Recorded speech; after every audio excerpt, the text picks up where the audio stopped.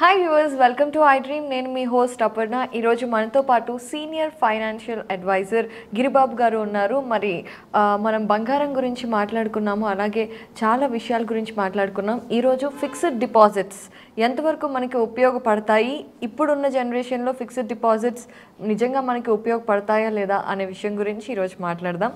నమస్తే అండి. నమస్తే అండి.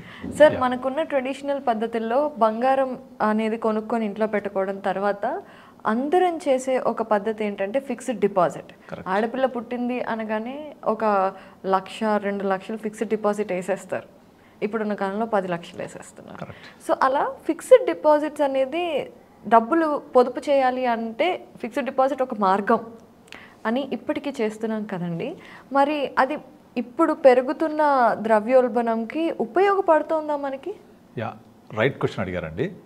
సో ఈ రోజుకి కూడా మన ఇండియాలో ఉన్న అన్ని బ్యాంక్స్, పోస్ట్ ఆఫీస్లో కలిపి ఎంత ఉందో తెలుసా? It is 250 lakh crore. This is too much. అంత మొత్తం తీసుకెళ్ళి బ్యాంక్స్లలో, పోస్ట్ ఆఫీస్లలో 250 lakh crore ప్లస్ అమౌంట్ అలా ఇన్వెస్ట్ అయ్యి ఉంది. అయితే అది డెడ్ ఇన్వెస్ట్మెంటా లేకపోతే యాక్టివ్ ఇన్వెస్ట్మెంటా చూద్దాం మనం. మీరు ఒక 20 years బ్యాక్ వెళ్ళండి. 20 years బ్యాక్ నార్మల్ అన్ని nationalised banks like State Bank of India, అప్పటి ఆంధ్ర బ్యాంక్, విజయ బ్యాంక్, ఇలా బ్యాంక్స్ అన్నీ కూడా డబుల్ డిజిట్ ఇంట్రెస్ట్ రేట్ ఇచ్చేవి. డబుల్ డిజిట్ అంటే 10+%. అదే ప్రైవేట్ బ్యాంక్స్, కోఆపరేటివ్స్ వస్తే 14%.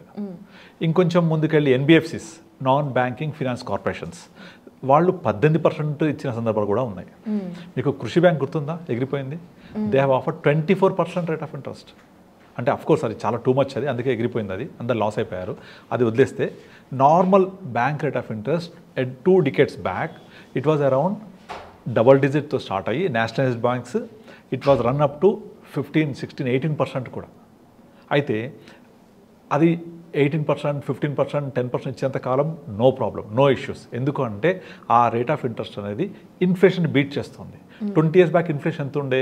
ఆల్మోస్ట్ 8-9% ఉండే కదా. సో ఇన్ఫ్లేషన్ కంటే కొంచెం ఎక్కువే ఉంది. సో బీట్ చేస్తుంది కాబట్టి అప్పుడు టైంలో ఓకే అది.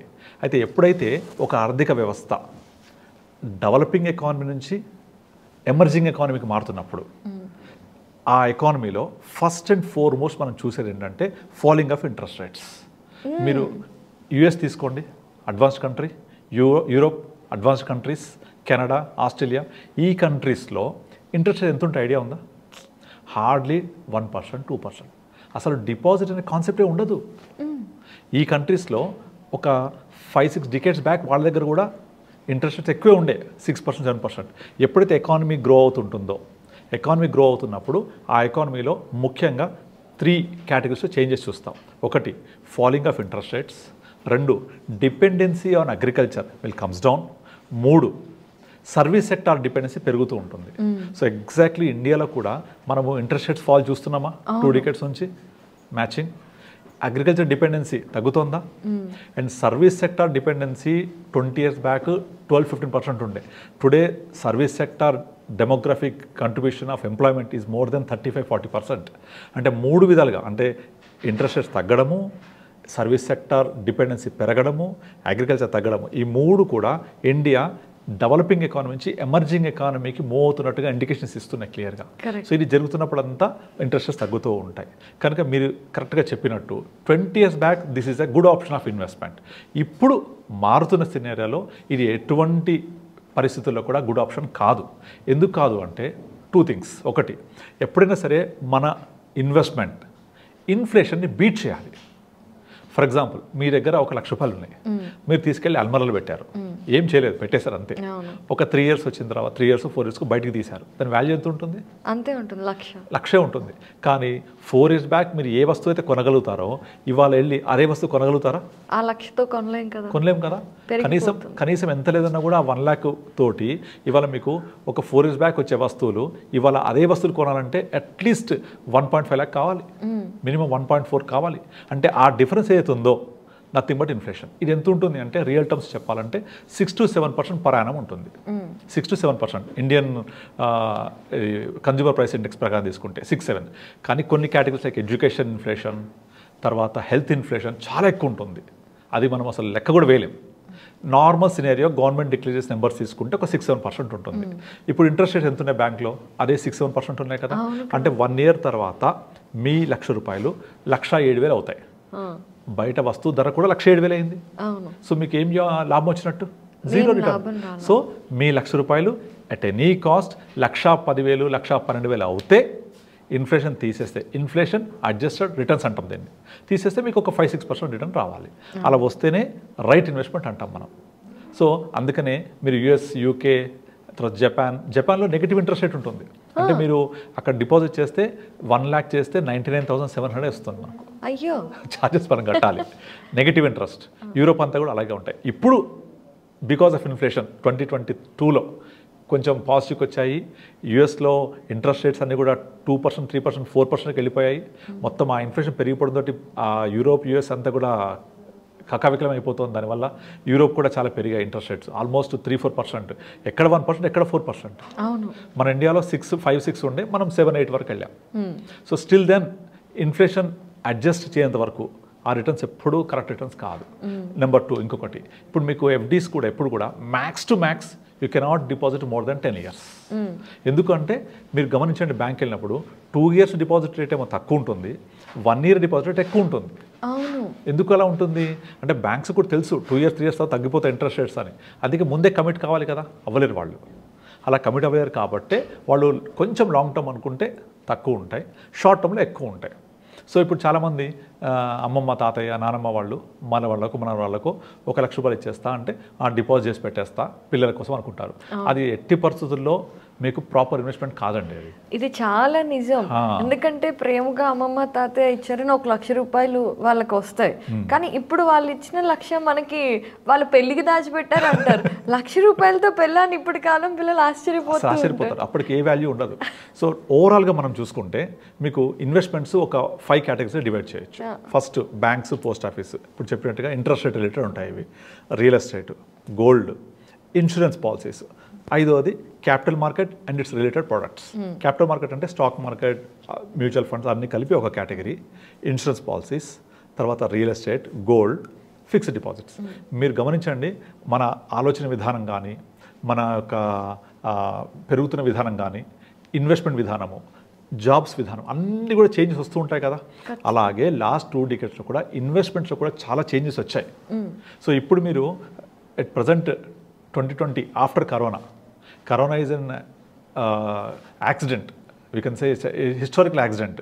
ఈ హిస్టారికల్ యాక్సిడెంట్ మనకి ఏం చేసిందంటే చాలా విషయాలలో మన థాట్ ప్రాసెస్ మార్చేసింది.